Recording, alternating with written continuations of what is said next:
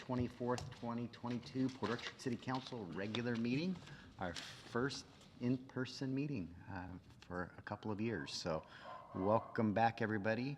And you need to, it's probably your computer or the other one that you need to stand back over here. Go. All right.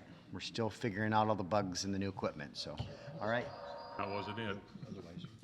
Is it your laptop, Brandy? Brandy, do you have your laptop muted and your microphone turned off? I do. So you're not going to be able to listen to them speak. Bear with us for a moment. I'm trying to get the. Are we going to turn these on, or are these now disabled? You should turn the light on if you want. When you go to speak, yeah. That's funny. You have to take your picture and then enlarge it. That's funny. I would never.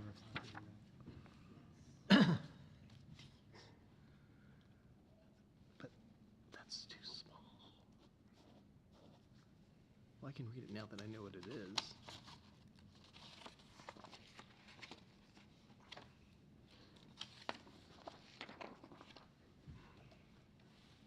Technology is great when it works. Tested all this stuff and it was working. Well, it's just a learning curve. We can all go home, do it from there. Go out in the parking lot and get online. You know, I was told that somebody was waiting for it to be back in person, There's a few signs. and I don't see them here. Yeah, what does that tell you? Well, I was wondering the same thing. So Brandy, Steve, we shouldn't need the microphone on the TV. We're not trying to pick, you should be muted on the TV. But they won't be able to hear us. It's coming through these microphones into this system and into Zoom. I'm sorry. If somebody from staff could just go into the Zoom meeting to confirm our belief, you need to go on the. Yes. we can do it from our phones, right? We go where? Yeah, but please don't, you'll get feedback. We shouldn't need the microphone on over there. Because that's gonna be the sound coming out of the TV. They just added someone else.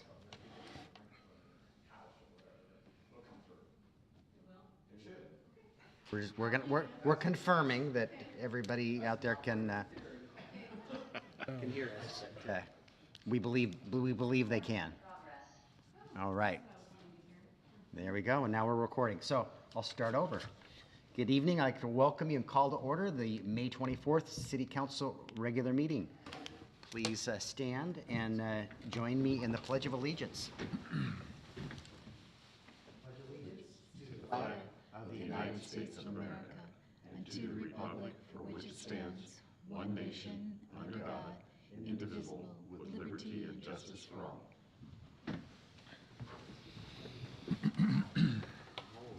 Have a published agenda this evening. Is there any items that or adjustments to the agenda that anyone would like to make this evening? No, Mayor, I'd move to approve the agenda as presented. Second.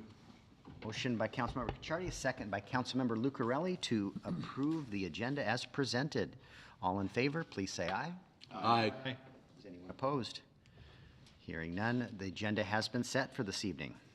We have our first citizen comment period, and if you use the raise your hand feature, the first citizen comment period is for items on the agenda tonight. If you're here to testify on the public hearing, that is later in the meeting, and there's a time for that. But if you want to testify or actually provide comment on items on this evening's agenda other than the public hearing, now is the time, and you could use the raise your hand feature, and the clerk will promote you to provide your testimony or comment. Mr. Mayor, apologies. I believe that we're having audio problems where the public cannot hear us. So if we could pause for a moment. Okay, we're going to pause for a moment. So we're not captioned for the public? Are you talking to Greg? Let me know if he can hear you. They can't hear us. Okay, so we're going to pause. So you work fine. Just exactly. Huh. do it, I don't know.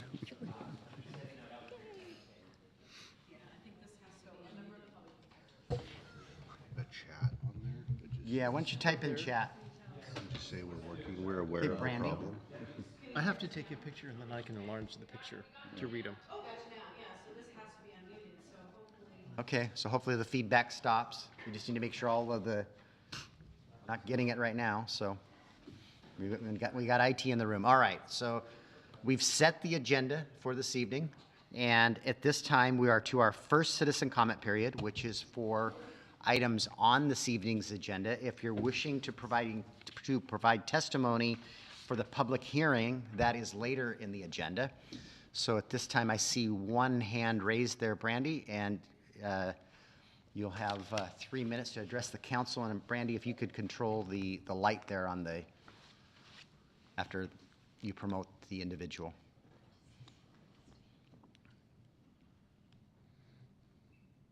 Can you hear me? We can hear you. Talk now? Yes, you've got 3 minutes to address the council for items on the agenda. I'm hearing you, and you don't have an option for closed captions on here, so maybe it would even translate if I couldn't get the audio, but I'll go ahead with what I'm gonna say. Shake your head yes if you can hear me. We can hear you just fine. Okay, thank you. Can you- I'm Susan Daniel, good evening. I'm here on behalf of the Kitsap League of Women Voters. We're concerned about climate change and what can be done now. Susan? Yes, So are you speaking to an item on our agenda? I'm speaking to a lot of items on your agenda. You want me to talk to at the end about this, or Well- I'm gonna mention a lot of them. Okay, if it's related to items on our agenda, this is the appropriate time, and there's a second comment period for general items. But go ahead if you're speaking to a business items on our agenda. Well, you have a lot of things on your agenda that have to do with the environment. And you've got like the National Pollution Discharge Elimination System Agreement and the sharing of data and mapping for spills of discharge. And not if there's a spill, but when. And so we know that's gonna happen, and the impacts of stormwater are just immense. You'll also be considering a contract for a new pump station design and contracts for striping, paving, and road repairs. You'll be considering plat approvals for several building sites, Stetson Heights, McCormick West, Geiger. A lot's happening here, and all of these decisions affect our environment. Buildings and construction, for instance, account for 40% of the world's CO2 emissions. So as you're making these decisions, please keep the environment in mind as you go forward. Everything we do affects the quality of the air we breathe and the precious water that we have to have for our survival. We urge you to join the Clean Cities Coalition for Western Washington. The county's already a member, and City of Bainbridge is too. And in closing, I want to say I regularly walk the downtown Port Orchard walkway, and it's great, except for the dog walkers who don't pick up after the dogs. But the rest of it's great. And I want to thank you all for what you're doing to make Port Orchard a wonderful place to live for now and for the future. And please keep the environment in mind as you're making all these decisions. Thank you. Thank you for your comments, Susan. Is there anyone else wishing to address the council? You've used the raise your hand feature, and this is for items on this evening's agenda, other than the public hearing on park impact fees. One last call. Anyone wishing to comment on items on this evening's agenda? Seeing no hands raised and no one in the audience, we will close the first citizen comment period. We're to our consent agendas. Agenda is it Councilmember Clausen. Mr. Mayor, I move to approve the consent agenda as published. Seconded. By Councilmember Clausen, a second by Councilmember Trineri to approve the consent agenda as presented. All in favor of approving it, please say aye. Aye. Is there anyone opposed? Hearing none, consent agenda has been approved. We don't have any presentations, but we do have a public hearing.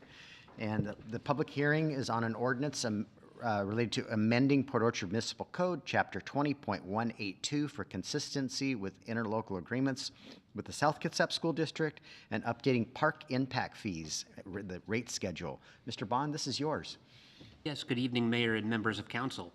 The city is considering an update to Port Orchard Municipal Code Section 20.182 for two purposes. The first is to update the chapter to be consistent with the interlocal agreement between the city and South Kitsap School District concerning the procedures for the administration and collection of school impact fees. The second reason... Nick, can you get a little closer to your mic? Yeah. The second reason is to update the park impact fee rate schedule to reflect the recently updated Parks, Recreation, and Open Space Plan.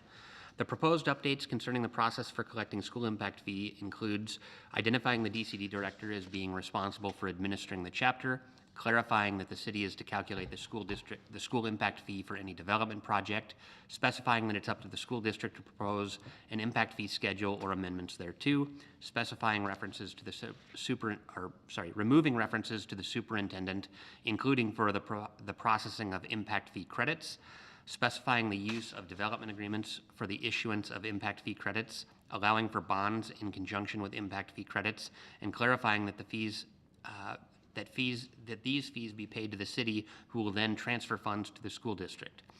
The proposed updates to the park's impact fee schedule was based on City Council discussions at the April 19th, 2022 work study meeting. At that meeting, the City Council directed staff to bring forward an ordinance specifying that 70% of the capital cost of the city's park system be funded with impact fees. The result was that the current fee of $811 per single-family home and $584 per multifamily unit would increase to $6,658 per single-family home and $4,689 per multifamily unit for a building with 5 or more units. There were also rates listed for accessory dwelling units, duplexes, tri- and quadplexes, and manufactured homes. The proposed schedule is based on the average occupancy, that's persons per household, as provided by the Office of Financial Management for the City of Port Orchard. The cost of maintaining existing level of service per resident is estimated in the Parks Plan at $3,349.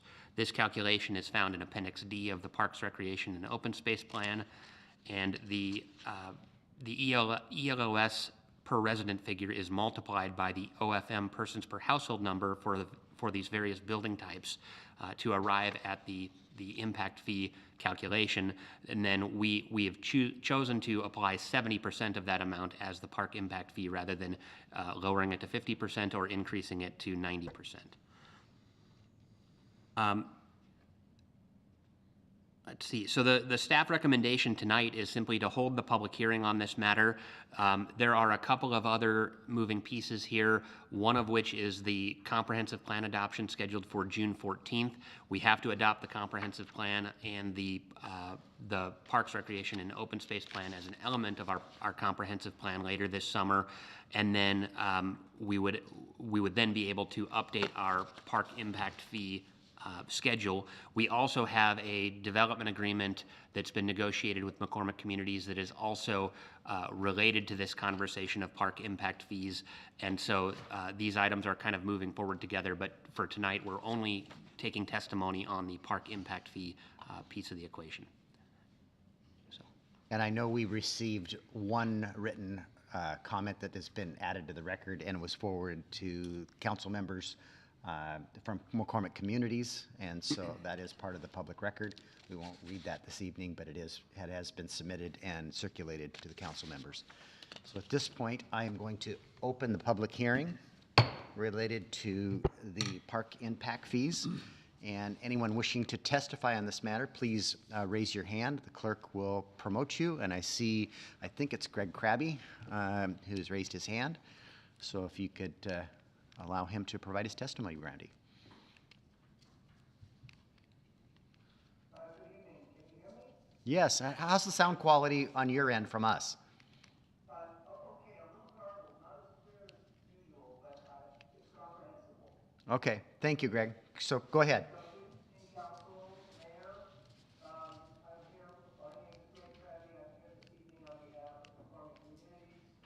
We received the draft of the park fee calculations last week, and in the worst case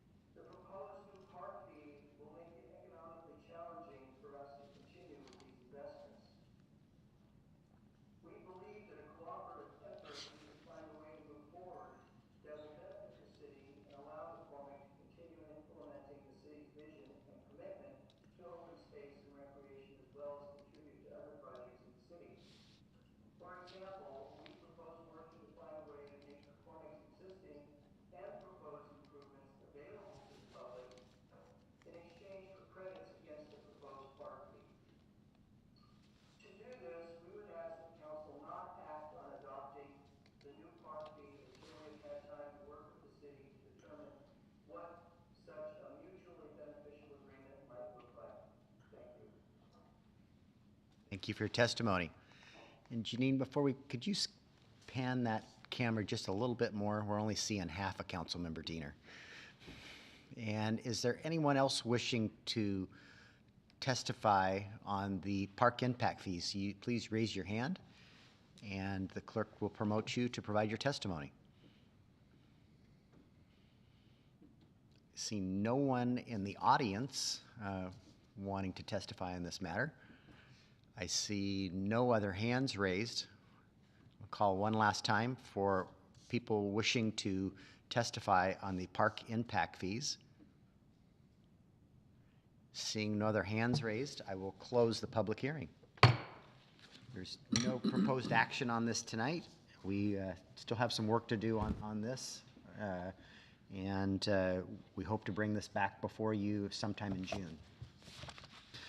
So next on the agenda is an executive session that we don't need to hold. We will hold a brief executive session at the end of this evening's meeting with no action to be taken after that executive session. So we will move to our business items now, the first of which is item 8A, adoption of an ordinance recognizing Juneteenth as a holiday and amending Port Orchard Municipal Code section 10.12.010 definitions holiday. Ms. Wallace.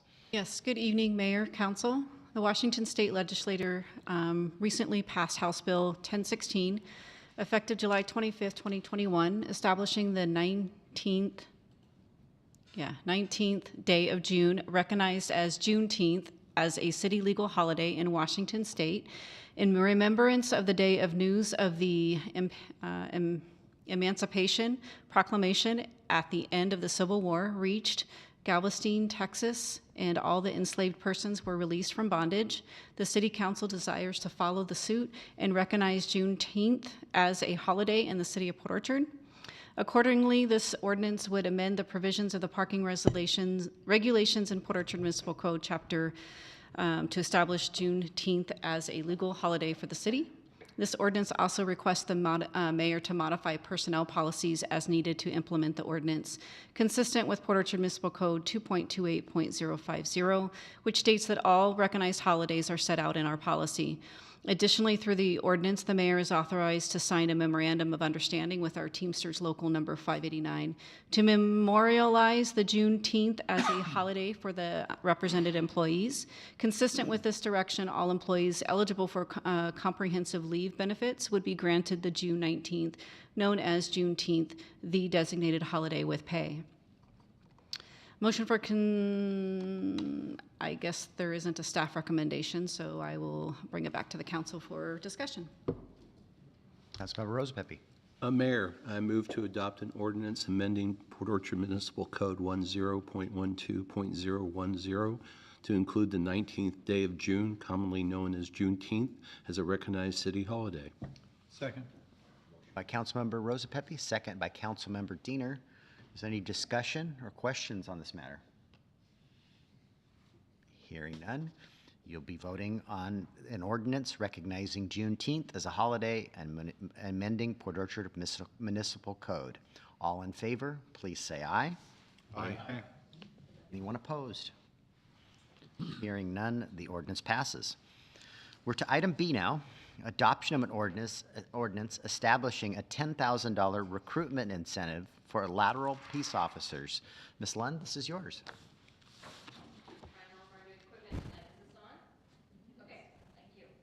Thank you, Mr. Mayor, council members.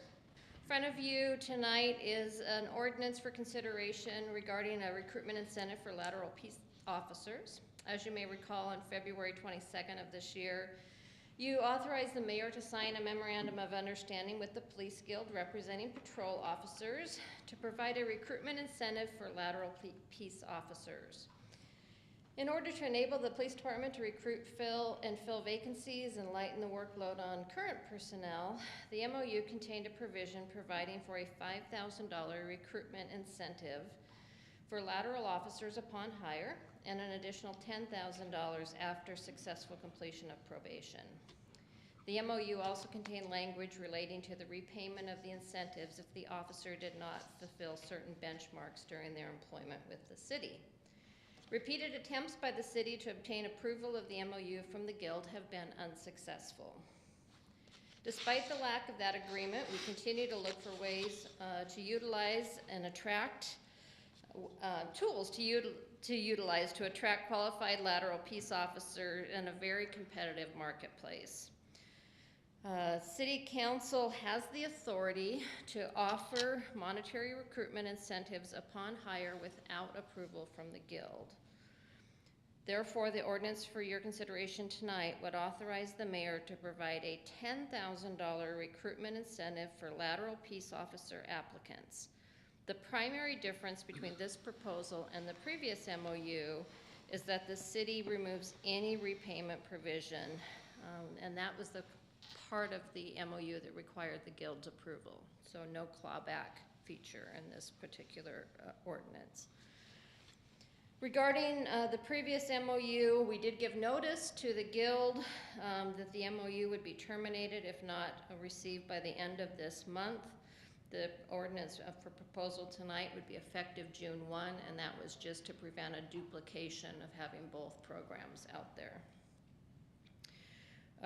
The city remains committed to incentivizing new hires, and at the request of the Finance Committee, we will, should this ordinance be adopted, we will attempt to negotiate a new MOU with the Guild to provide that additional $5,000 that was out there, to offer that as an additional incentive if the officer completes probation.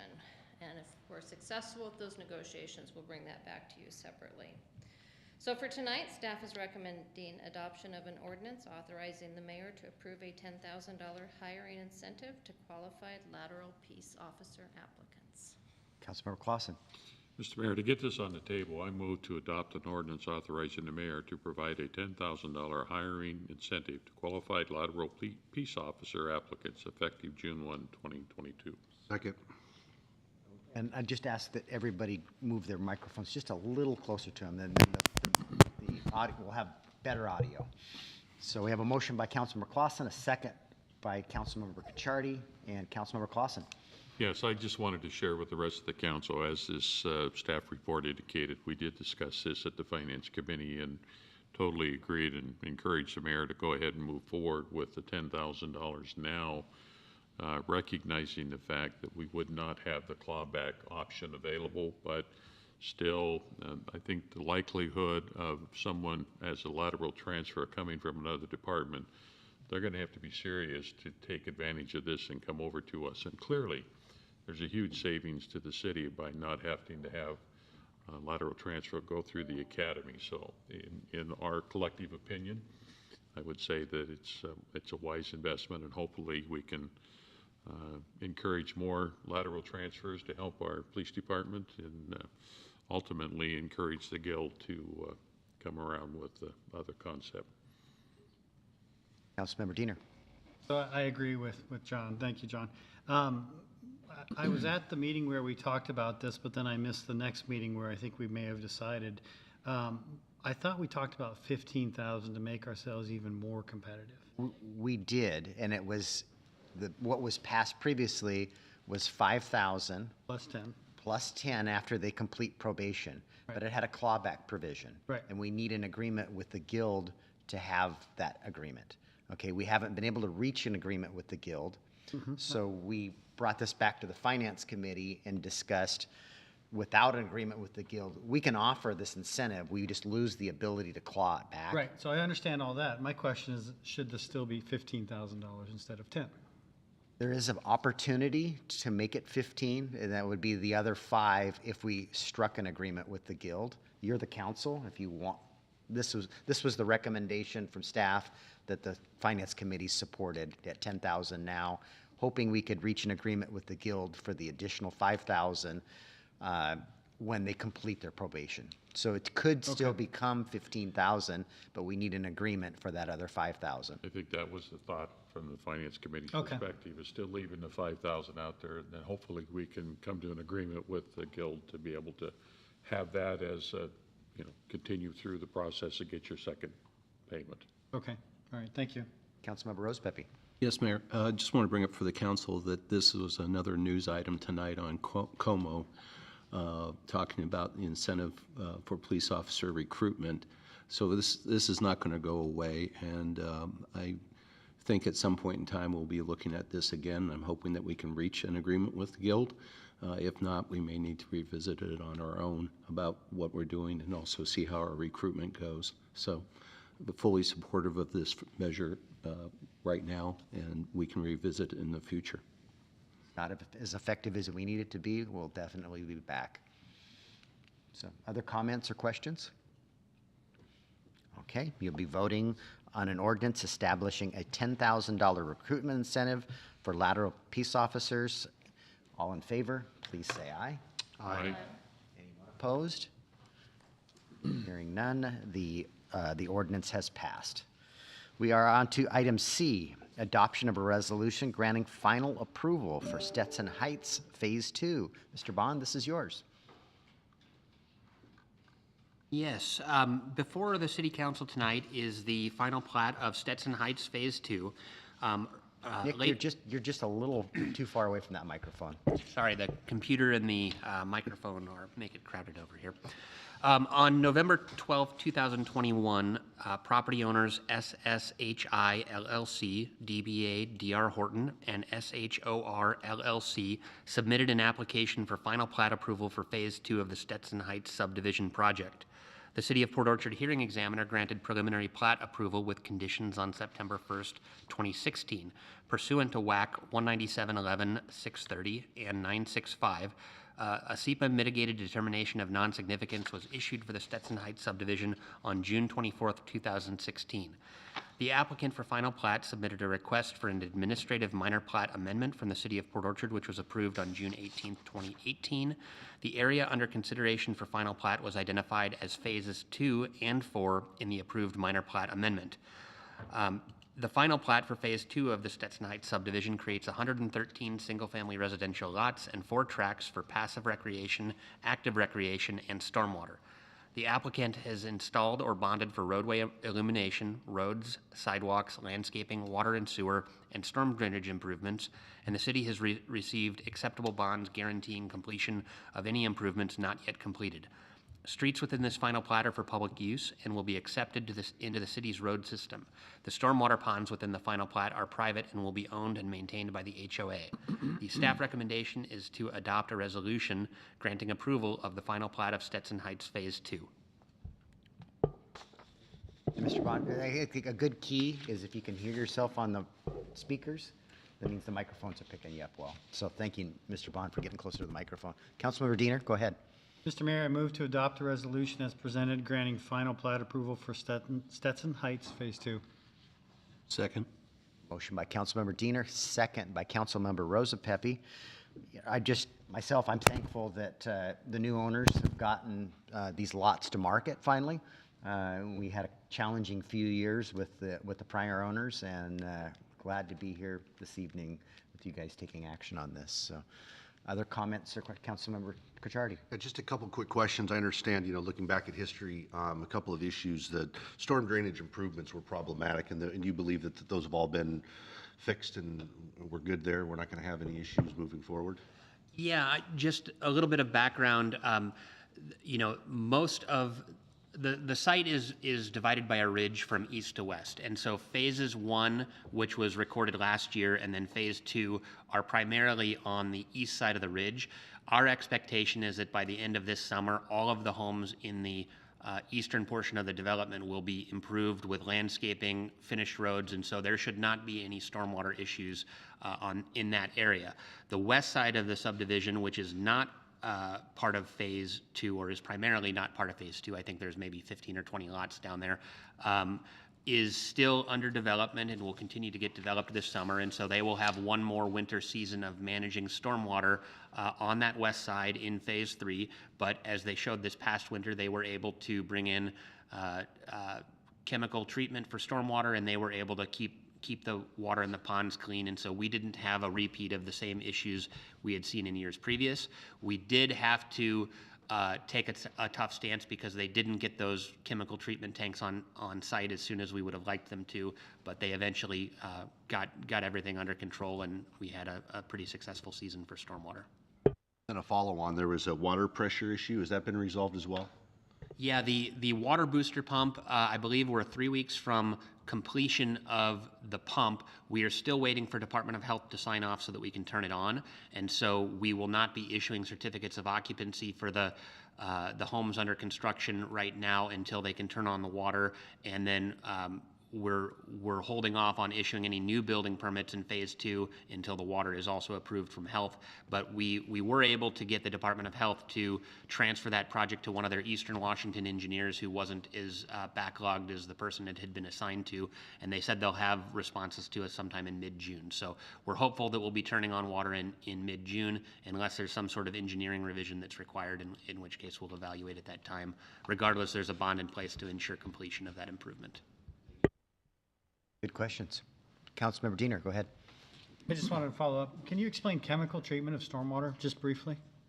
I don't know if it was like a sand filtration tank or Baker tanks or what, Mark? They used a polylusite sand type. So Baker tank is a brand name, but basically it's a tank that it's a series of tanks that go through I think it's a polylusite sand with chemical, and it pulls out the fines and then goes into the pond, so you're discharging clean water. Okay, thank you. Councilmember Chang. I just had a quick math question for Nick. I can see the square footage of the lots on the plat. It seems like the average is like 4,200. Is that roughly like 10 to 12 per acre, or? Well, an acre is 43,560 divided by 4,200. About 10, 11? Yeah. I was curious. Yeah, I think that's about 10 units per acre on average. Okay, great.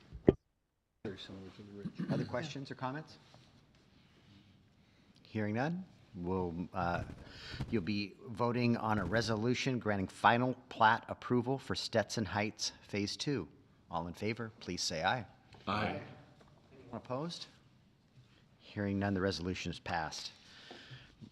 We're on to item D, approval of a purchase with Cdwg for equipment, installation, and configuration of a new server. And it says Mr. Crocker, but I see Steve there from our IT department. So Steve Habert, please go ahead. Okay, thank you. Good evening, City Council members and Mr. Mayor.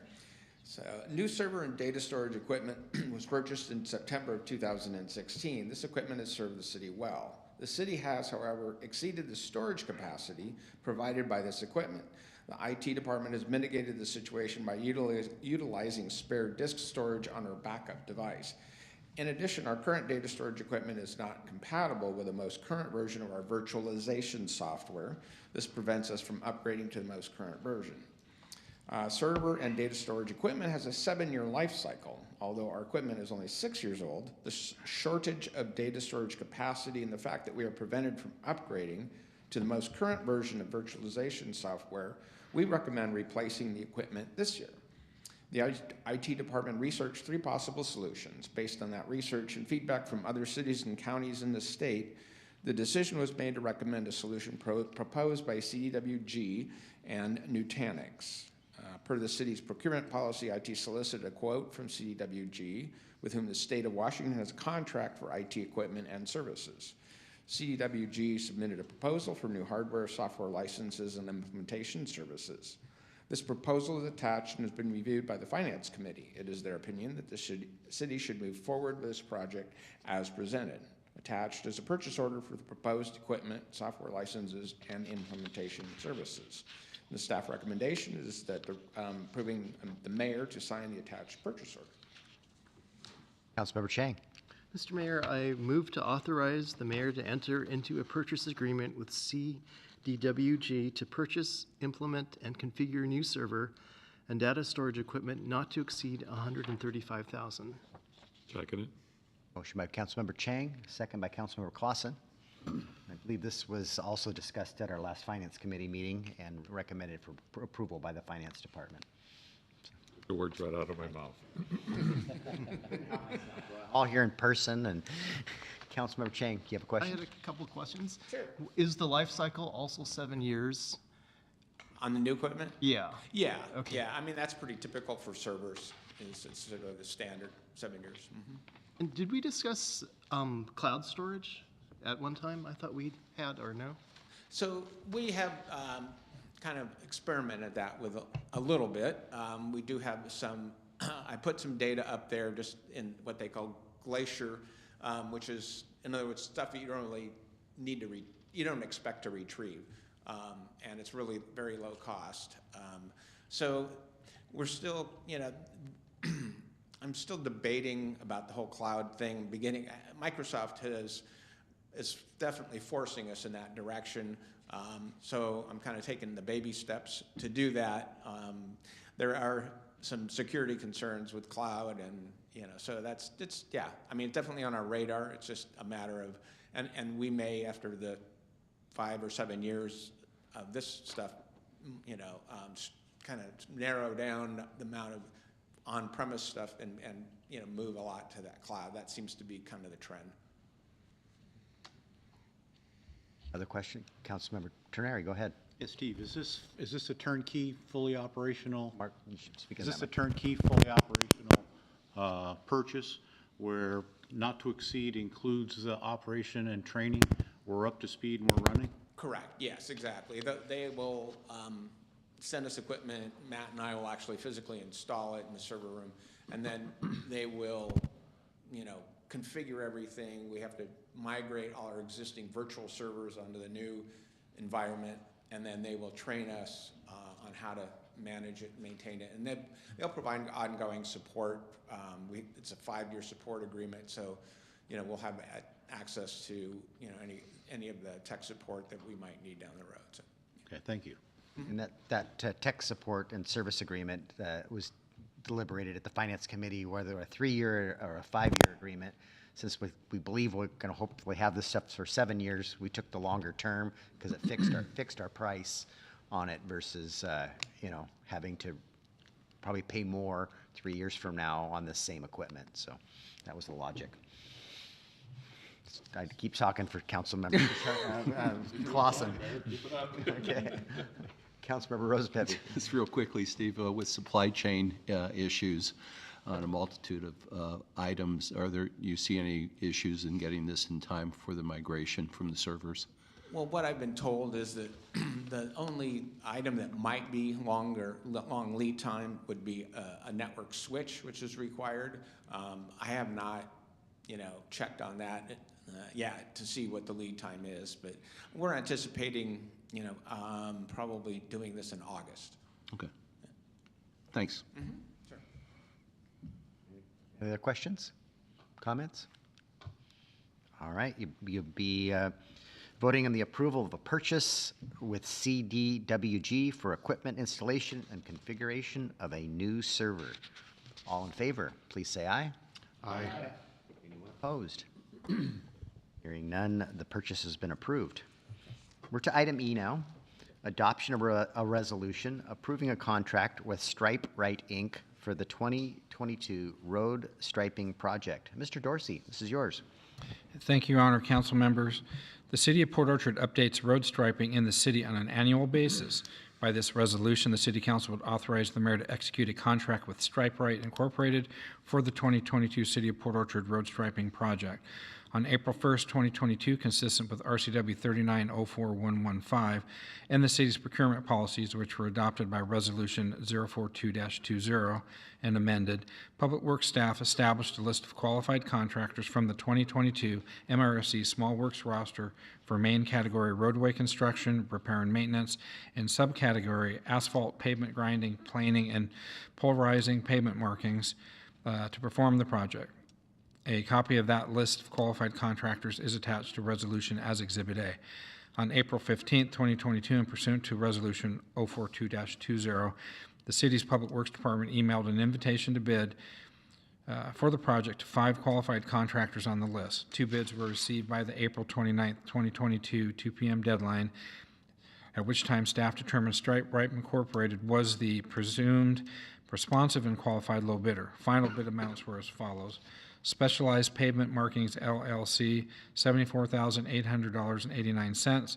Stripe Right Incorporated, $69,935.36.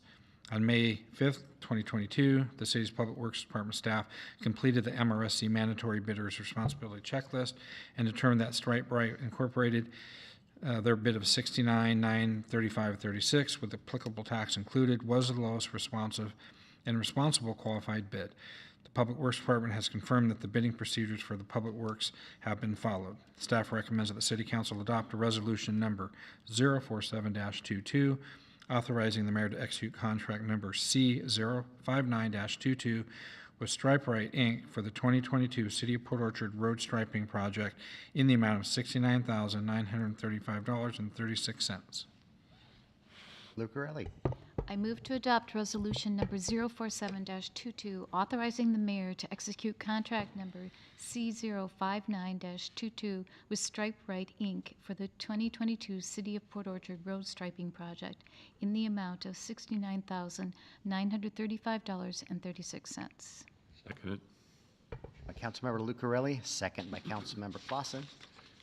Any questions or comments on the striping? Go ahead, Councilmember Rosa Pepe. Mark, just curiosity, because it says in here about the increased cost. I was just wondering what have we seen as an increase, 10%, 15, or what?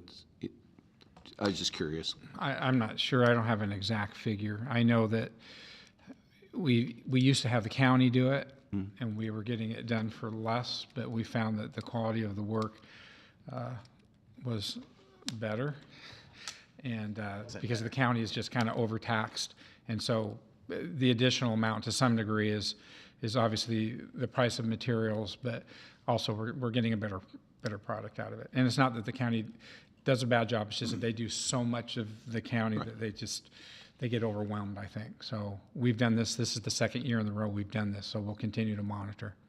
Thank you. And we also had a challenge too. We would be last after the county got all their roads done. And, if it's wet, we don't get as good applications. So, Councilmember Clausen? Once again, you took the words right out of my mouth. Thank you, Mr. Mayor. I'll try to tone down over here. No, you're doing fine. So, Councilmember Trenary, go ahead. Hey, yeah, Mark, I was just curious. I mean, that's an extensive list of vendors or contractors. How do you go about choosing 5 of them? Just curious. Well, again, when you go to the MRSC roster, there's a large list, and there are vendors that we know historically that, work in this area. So, thank you. Okay. Other comments or questions? All right, you'll be voting on a resolution approving a contract with Stripe Right, Inc. for the 2022 Road Striping Project. All in favor, please say aye. Aye. Is anyone opposed? Hearing none, the resolution passed. We're to item F now, adoption of a resolution granting final plat approval for McCormick West Division 12, Phase 1. Mr. Bond? Yes, thank you. On April 5th, 2022, McCormick Development Corporation submitted an application for final plat for approval of Division 12, Phase 1 of McCormick West Subdivision Project. This project was approved in 2008 by the Kitsap County Hearing Examiner prior to annexation. The plat was then amended through a minor amendment process by the City of Port Orchard in February of 2012. The final plat for Division 12, Phase 1 of the McCormick West subdivision creates 48 single-family residential lots and 3 tracts for open space. The applicant has installed or bonded for roadway illumination, roads, sidewalks, landscaping, water and sewer, and storm drainage improvements, and the city has received acceptable bonds guaranteeing completion of any improvements not yet completed. Streets within this final plat are for public use and will be accepted into the city's road system. The staff recommendation is to approve a resolution granting final plat approval for McCormick West Division 12, Phase 1. Trenary. Mr. Mayor, I move to adopt a resolution as presented for granting final plat approval for McCormick West Division 12, Phase 1. Second. Motion by Councilmember Trenary, second by Councilmember Diener. Questions or comments? All right, hearing none, you'll be voting on adoption of a resolution granting final plat approval for McCormick West Division 12, Phase 1. All in favor, please say aye. Aye. Is there anyone opposed? Hearing none, the resolution passes. We're to item G now. Adoption of a resolution granting final plat approval for the Geiger final plat. Mr. Bond? Yes, on March 8th, 2022, Richmond American Homes, the owner of the property identified as the plat of Geiger Road, located in the southwest corner of the intersection of Southeast Blueberry Road and Geiger Road Southeast, submitted an application for final plat approval. The City of Port Orchard hearing examiner granted preliminary plat approval with conditions on February 13th, 2020. A SEPA mitigated determination of non-significance for the subdivision was issued on December 23rd, 2019. The initial preliminary plat contemplated 50 single-family lots comprised of 30 detached single-family lots and 20 attached single-family lots. Subsequent to preliminary plat approval, however, the property owner submitted a minor modification to modify the preliminary plat, and it didn't change any of the conditions of the plat, but it reduced the lot count from 50 to 46, and it's now all detached houses within that subdivision. The plat of Geiger Road creates 46 single-family residential lots and 3 tracts consisting of common open space and stormwater facilities consistent with the conditions established by the hearing examiner decision, the MD&S, and the preliminary plat minor modification. The applicant has installed or bonded for roadway illumination, road, sidewalks, water and sewer, landscaping, and storm drainage improvements, and the city has received acceptable bonds guaranteeing completion of any improvements not yet completed. Streets within this final plat are for public use and will be accepted into the city's transportation system. The staff recommendation is to adopt a resolution granting final approval of the final plat of Geiger Road. Councilor Diener. Mayor, I move to adopt a resolution as presented granting final plat approval of the plat of Geiger Road. Seconded. By Councilmember Diener, second by Councilmember Clausen. Are there any questions? Councilmember Rose Pepe, go ahead. My question is mostly for Mark. I know we've had some issues or concerns. I haven't heard recently about, the road usage and direction out there. Has that pretty much been resolved to most people's satisfaction? I don't believe so. I think we thought it was, but there was some recent activity, I thought, so it's probably not something we could talk about here. Okay. That question later. Yes, thank you. Okay, other questions or comments? All right, we'll be voting on adoption of a resolution granting final plat approval for the Geiger final plat. All in favor, please say aye. Aye. Opposed? Hearing none, the resolution has passed. We're to item H now, adoption of a resolution approving a contract with Central Paving LLC for the 2022 citywide asphalt repair project. Mr. Dorsey. Thank you, Honor Council members. The city needs to routinely repair asphalt on the city streets. By this resolution, the City Council would authorize the mayor to execute a contract with Central Paving LLC for the 2022 citywide asphalt repair project. Pursuant to resolution number 036-22, Section 5 bid procedures, the city's Public Works Department prepared an invitation to bid, solicited bids in the Kitsap Sun and the Daily Journal of Commerce on March 25th and April 1st of 2022. On March 25th, 2022, staff uploaded the bid documents to the Washington Builders Exchange in the city's web page. On April 21st, not 1st, 2022, by the 10 a.m. bid deadline, the city clerk received 5 sealed bids. After confirming that there were no objections made and that there were no challenges to the public opening process, the 5 sealed bids were opened and read aloud by the city clerk. Bids were received prior to the April 21st, 2022 10 p.m. deadline are as follows.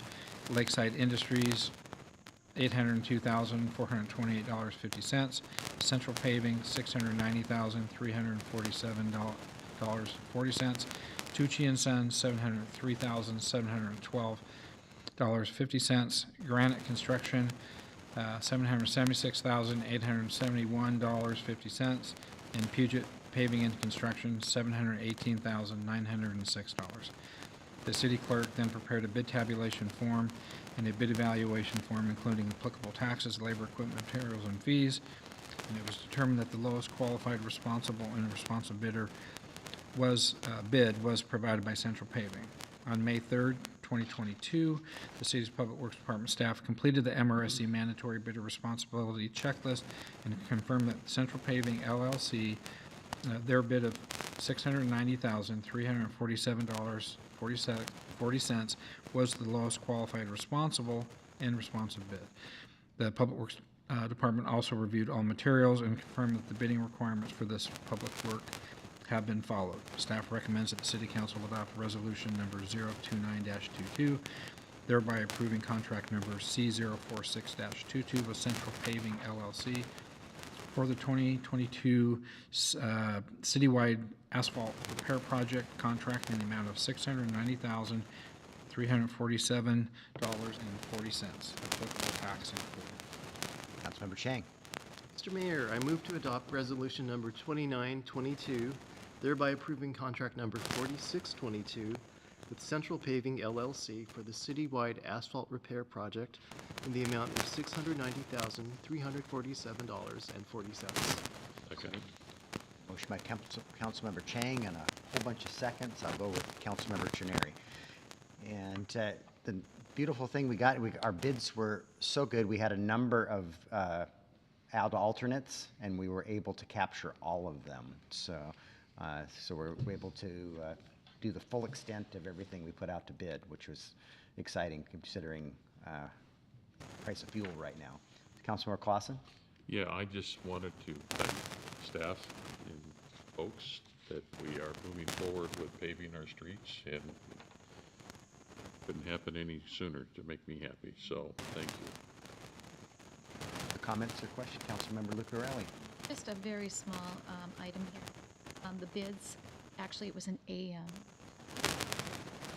Okay. Okay, and staff report, yes. I apologize, we're getting a little bit of feedback on our out of our speakers. I'm not sure why, but the consultant I know is going to be back in next week anyway, working on some stuff. So we've got some fine tuning to do. Other comments or questions?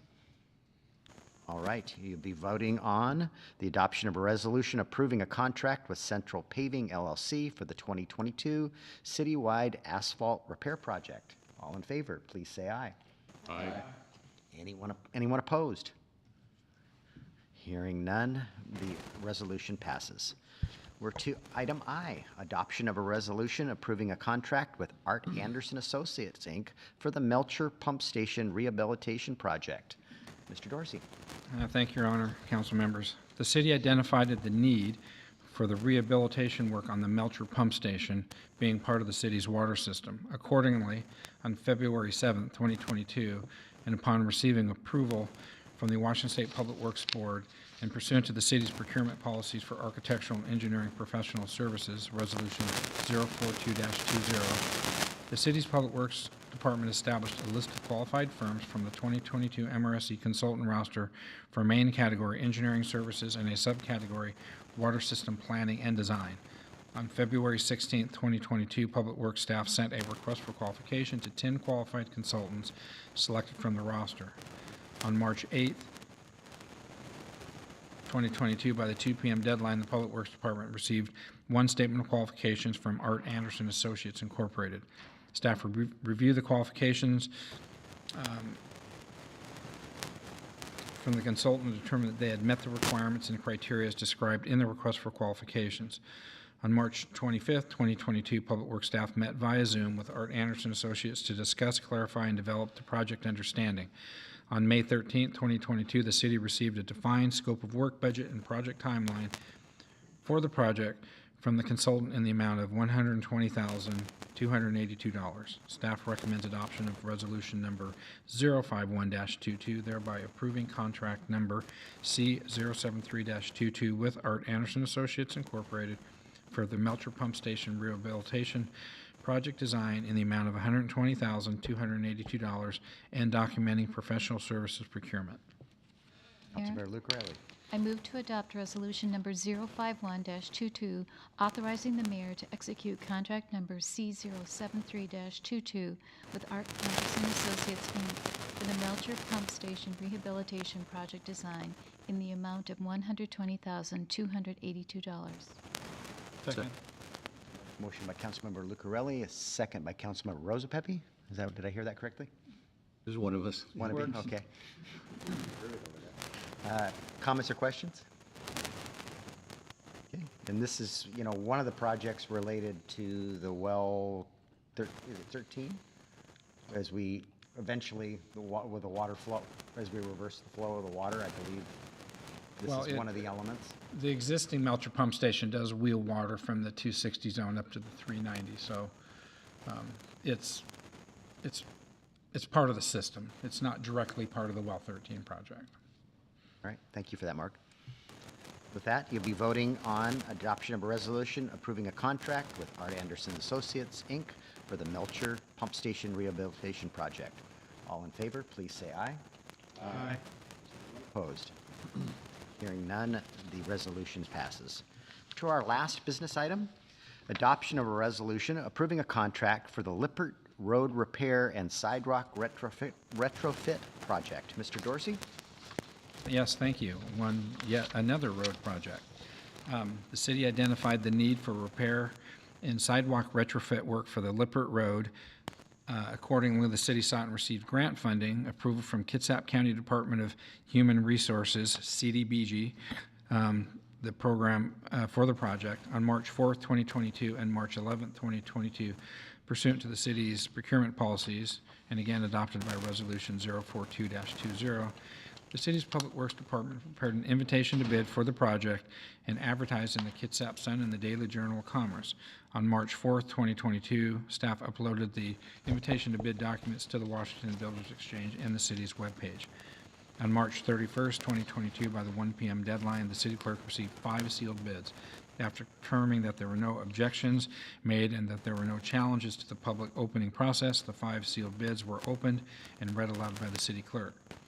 Bids received prior to the March 31st, 2022, 1 p.m. deadline are as follows. Sascon LLC, $557,313. Reed Trucking, $561,740.80. Sound Pacific Construction, $609,440. Secanti, $625,000. And Active Construction, $689,689. The city clerk then prepared a bid tabulation and a bid evaluation, including applicable taxes, labor, equipment, material, and fees, and determined that the presumptive lowest qualified responsive bid was submitted by Sascon LLC. On May 5th, 2022, the city's Public Works Department staff completed the MRSC mandatory bidder responsibility checklist and determined that Sascon LLC bid of $557,313 was the lowest qualified responsive bid. Public Works Department then confirmed that the bidding requirements for this public work have been followed. Staff recommends that the City Council adopt resolution number 022-22, thereby approving contract number C024-22 with Sascon LLC for the Lippert Road Repair and Sidewalk Retrofit Project in the amount of $557,313. Councilmember Rosapepe. Mr. Mayor, I move to adopt resolution number 022-22, thereby approving contract number C024-22 with Sascon LLC for the Lippert Road Repair and Sidewalk Retrofit Project in the amount of $557,313. Second. By Councilmember Rosapepe, second by Councilmember Clausen. Go ahead, Councilmember Diener. Mark, this is a retrofit. Is there I'm trying to envision what the sidewalks look like along Lippert. Is this on the northern edge that they're going to be retrofitting, or could you talk about that a little bit more? Well, the existing sidewalks along Lippert are pretty helter-skelter. They're not continuous. They don't meet code. So, excuse me. So the grant's going to pay for the sidewalks, and our road preservation is going to pay for the road work. Okay. Will this include bike lanes? No, we're not widening the road. Not widening. Okay. Just new sidewalks, new sidewalk ramps, and a new road surface. Okay. And then, a few catch basins as well. Councilmember Rosepepe? I just wanted to steal some of John's thunder and say this is a good thing moving forward. This has been an item that we've discussed over several years, so having a contract out there is great. So thanks to staff for moving forward with this. Well said. Other comments? Councilmember Trenary. Yeah, another question for you, Mark. On the south side of Lippert, that sidewalk is about halfway up the hill, and that causes a lot of folks that are walking on the sidewalk to have to cross that street right there. Is this going to take care of completing that sidewalk all the way to the top to Sydney? It's my understanding this project is making Lippert from Sydney to Pottery a new road and a complete sidewalk system. Thank you. Other questions, comments? Yeah, I know Ms. Archer doesn't want me to say this, but I'm going to. And the county is the administrator of these federal dollars, and they through a grant award we got from them. And the county is within its authority to add their own rules to additional rules. And at one point, we didn't believe that the first two bidders were responsive because of the county's additional rules. And while it was a team effort, I will acknowledge that all of our staff participated in this. But Ms. Archer, I believe, saved us $50,000 by convincing the county that their additional rules were not necessary in this situation. So anyway, I just wanted to acknowledge her efforts and the work that she did on this, because we were able to take the low bid this time. So, all right. With that, we'll be voting on the adoption of a resolution approving a contract for the Lippert Road Repair and Sidewalk Retrofit Project. All in favor, please say aye. Aye. Opposed? Hearing none, the resolution passes. I'm not certain that we have an update on Veterans Park. Ms. Archer or Mr. Bond, you do? No, but I just wanted to briefly brief the council as to when you will expect an update. We're continuing to work with Code Enforcement Officer Quesada with regards to contacting the county. And so at our next meeting, our next regularly scheduled meeting, expect to see a photographic update and revised notices that have been issued. So thank you. All right, thank you for that update. We are to council committee reports. Economic and Development, Tourism, I don't believe you've met, and your next meeting is scheduled, well, it was for June 20th, I see, 9:30 a.m., and we're continuing all of these committees on Zoom. Utility Committee, that was met last week. We did.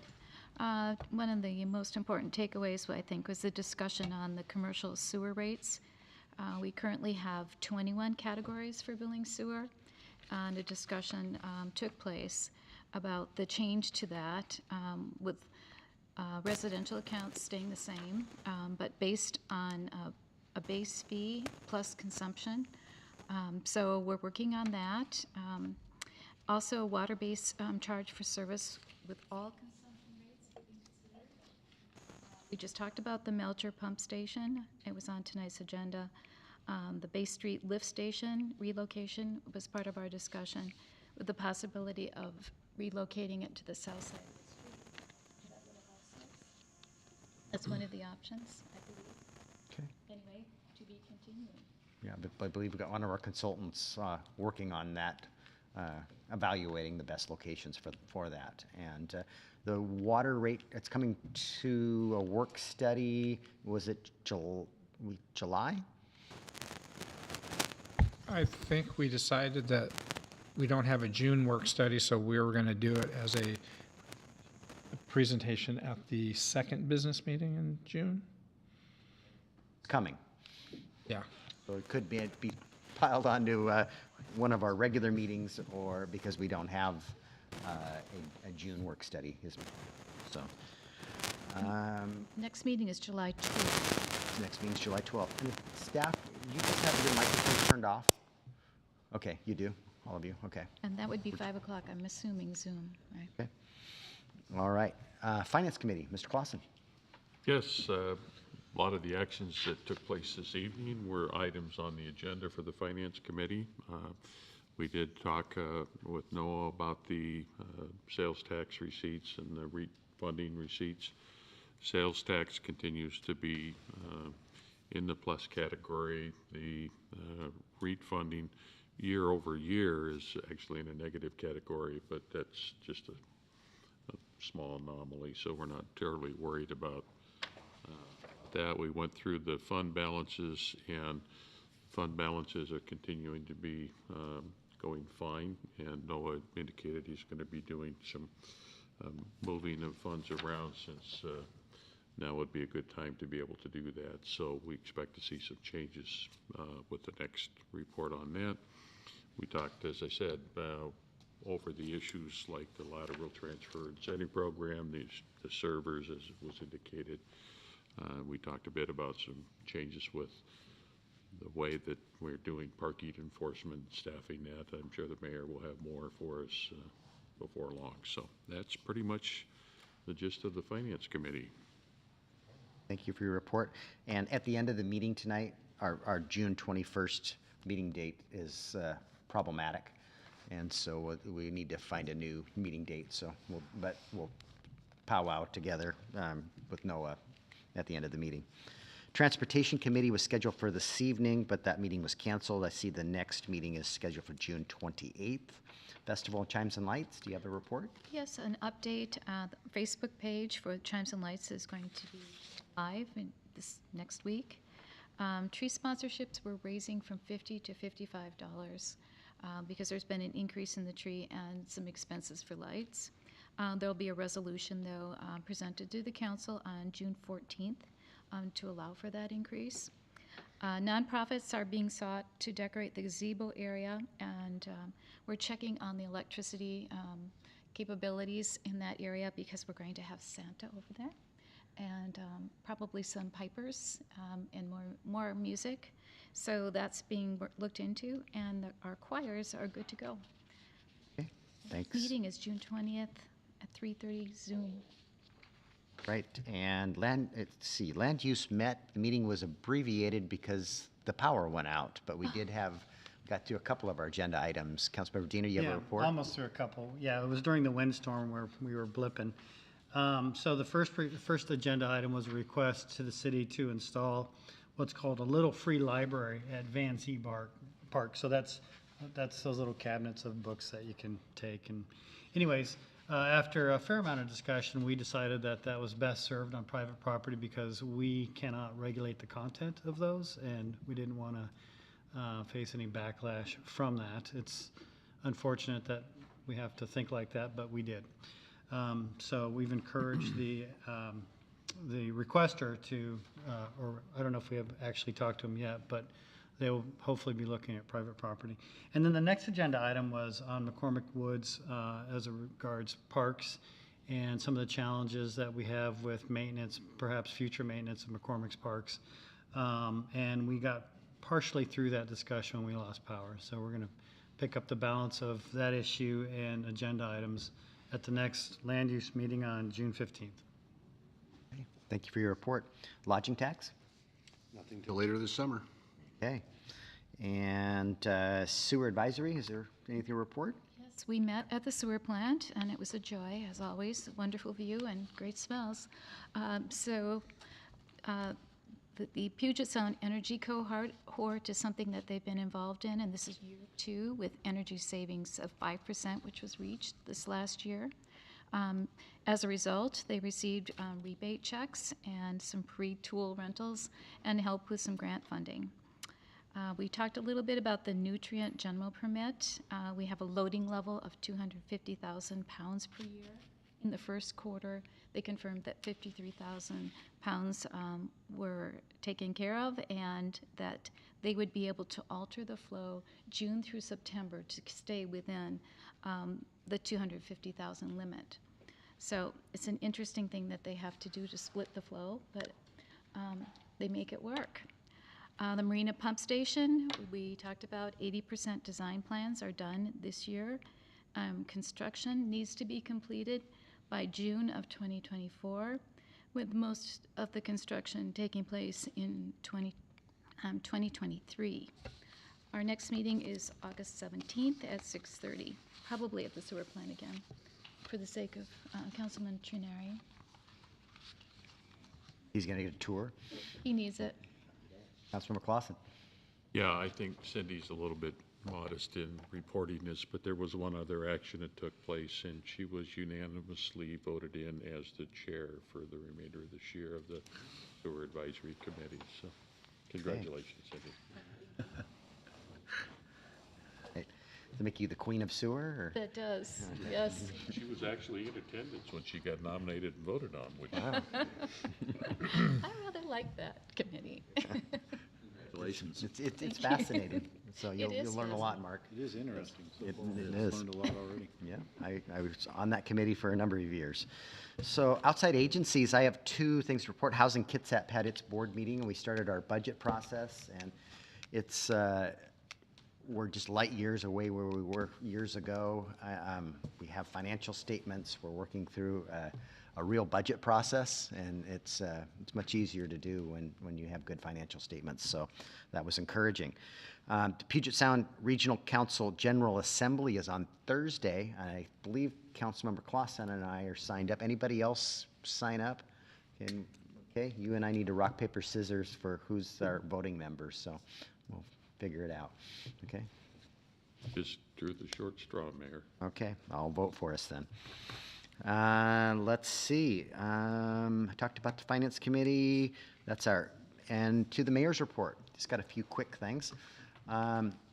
Windermere's planning a community service day on June 6th at McCormick Village Park and down at Rockwell Park. They're going to spread some sand in a wet area in the meadow and then at McCormick Village Park and spread chips in the dog parks.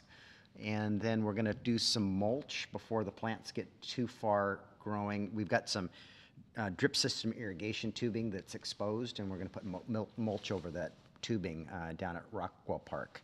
So any council members that want to join in and bring your gloves, it's on a Friday, and I think they're going to start at 10 o'clock in the morning. So You said June 6th? June 6th, That's yes.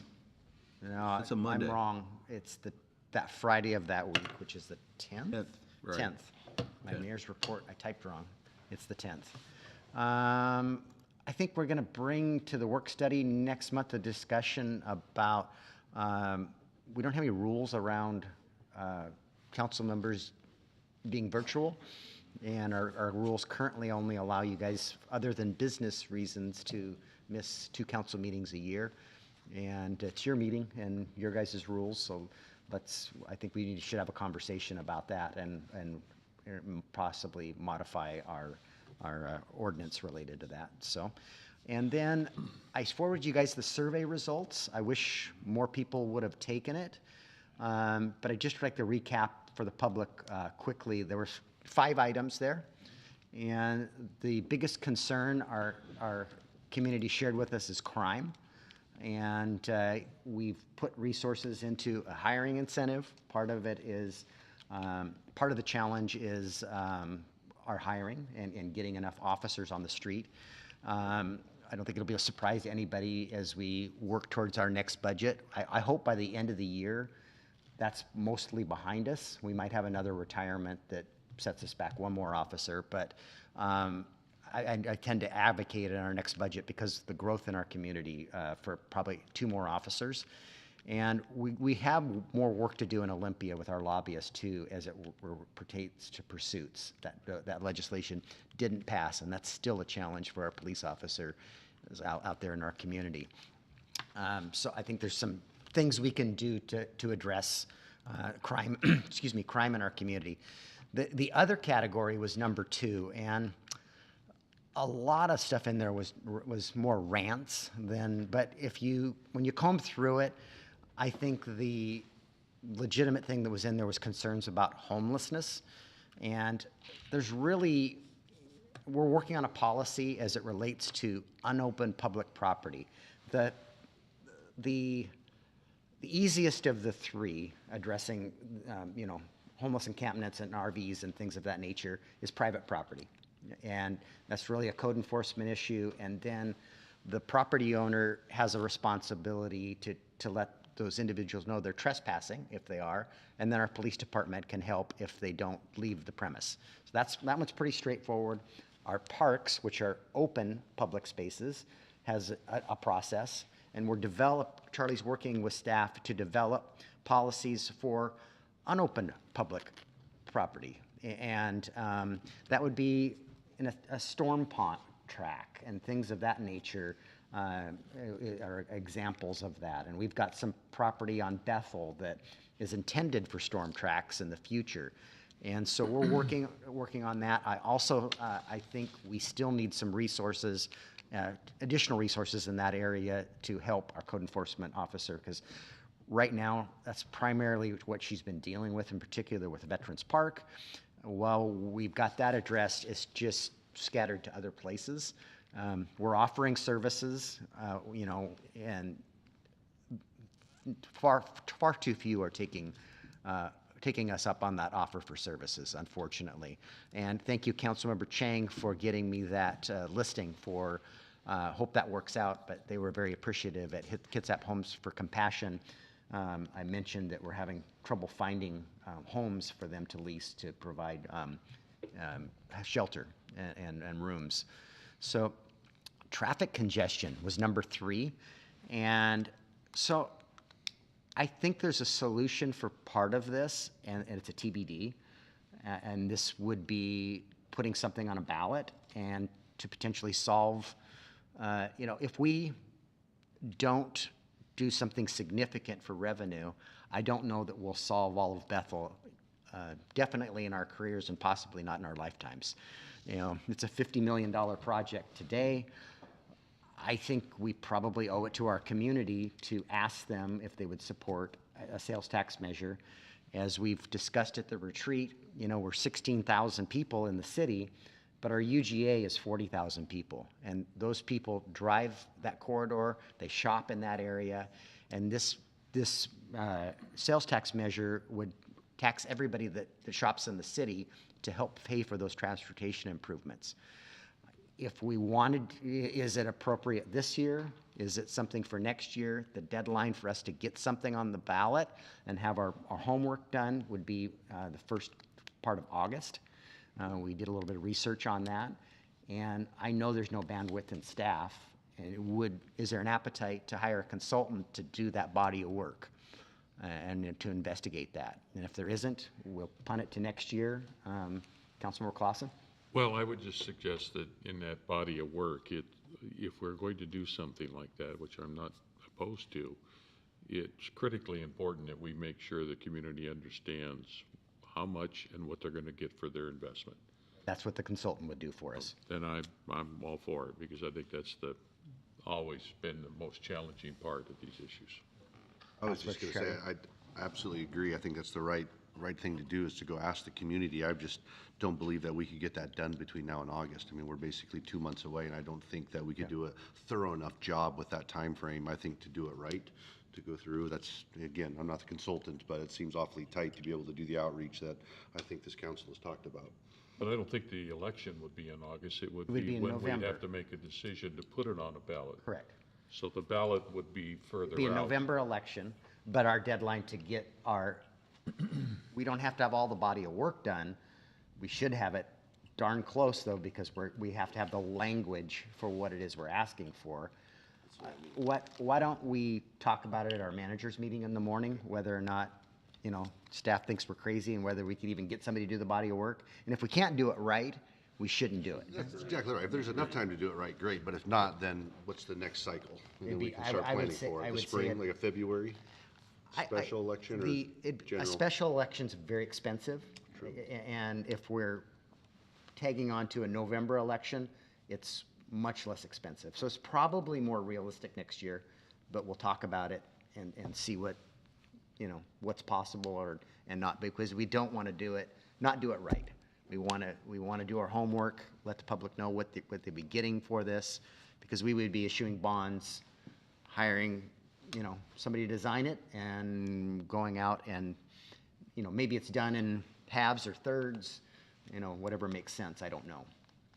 But I guess so. We'll do a little more investigation on that, and I'll report back possibly at our next council meeting. Number 4 on the list was more trails and parks, and the least important thing to people that completed the survey was the question related, should the city pursue transfer of Veterans Park to the city? And I know there's a formal letter coming from the county. The county would really like us to take that park. And but what our community told us is that's not our biggest priority. So I don't think we should pursue that. Rob?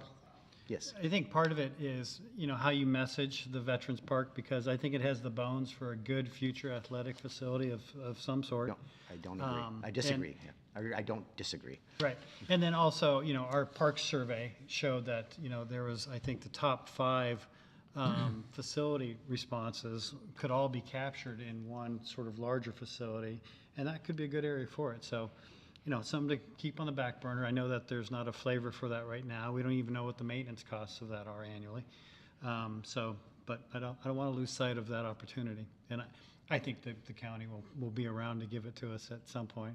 I agree. I think it's sometime in our future, but it also involves likely a ballot measure to our citizens for a maintenance and operations levy, a parks levy in a parks district. Right. And I think we need to pursue one thing with our community, and this tells me this isn't as high a priority as transportation is. And yes, I don't disagree with you at all. All right, that is my mayor's report. Sorry it went a little long. It was just really one topic, but I wanted to talk about the survey. And directors, Mr. Dorsey. Yeah, I didn't have anything to say, but after this last discussion, I welcome the evolution of the City of Port Orchard Parks and Recreation Department. Thank you. Because Mark supervises those guys right now. Noah Crocker, what do you got? I just want to mention to the council that we're coming up on our annual report filing deadline, May 30th. So the finance department's working hard to get that done before Sunday. So look forward to that. As soon as we file, that's when SAL reaches out and says, great, now we'd like to come audit you. So look forward to that next month. Thank you. Thank you, Noah. Mr. Bond. Nothing to report tonight. Ms. Archer. Thank you. I'm happy to be back in person and seeing all of you. Just one edit to the mayor's accolades, undeserved accolades earlier. I wanted to give all accolades are due to the public works staff, and in particular Heidi Draper, who is the new procurement guru in the public works department. So please share your accolades with her, or your congrats to her. So thanks so much. It was a team effort. That's right. Team effort. Ms. Wallace. I don't have anything to report this evening. Right. We're to our second citizen comment period, and I see a couple members in the audience, and I also, if anybody online would like to address the city council, you'd have 3 minutes to address the council. If you use the raise your hand feature, we will call on you. Not see anybody raise their hand. Anybody in the audience? Go ahead. Please come to the microphone and identify yourself. You have 3 minutes. Thank you. This is Heidi Fenton, and I'm glad we're here. And one thing, I'd rather put our money more on the roads than parks in the McCormick Woods. And then second, I know we talk a lot about the walkway, and I was talking to John Clausen earlier this evening, and I called the mayor, and so I was really surprised that the Annapolis dock was closed. You can't even go out there during the day. And to me, that's a problem. I don't know if you city council members know that you can't even go out there, and they closed that very recently, and it doesn't make sense to me. That's the taxpayer dollars, that is a public dock, and it really bothers me that I can't go there. And so that is an issue, and I didn't agree whatever, what you were saying, John Clausen, about why you closed it. And it's a big deal to me. And so I want to put this out on the record that why are we closing that public dock? And you can't even use it during the daytime. And our taxpayer dollars are paying for this. And did you guys know it's closed? So that's one thing I really wanted to bring to this meeting tonight. Thank you for your comment. Yes. And others, anyone else wishing to comment? And I can address that. That is a transit facility. It's not a city facility. The pier itself is open, but Miss Fenton, your time is up. I'm just educating. So the float is what Kitsap Transit is closed during after hours when there's no ferry operations, which is similar to the ferry dock down in downtown Port Orchard. So it is a Kitsap Transit facilities, and your comments should be addressed actually to the transit agency. It's not a city asset. So, but thank you for your comment this evening. Others wishing to address the city council online? I don't see anybody. And we will close the citizen comment period. And we are headed into an executive session after this. And pursuant to, Ms. Archer, why don't you go ahead and do that? Thank you. The council will go into an executive session pursuant to RCW 4230-110, subpart 1, subpart I, to discuss with legal counsel legal risks of a proposed action when public discussion could have adverse legal or financial consequences. I believe 10 minutes, Mayor? Let's go 15. Nothing ever takes 10 minutes. And before we head back there, we do have good of the order, and we're not intending to take any action after the executive session. So is there anything for the good of the order the council would like to bring up? Hearing, because otherwise, okay. So we will go in executive session. I'll adjourn the meeting after we come out of the executive session, but there is no action to be taken after that executive session.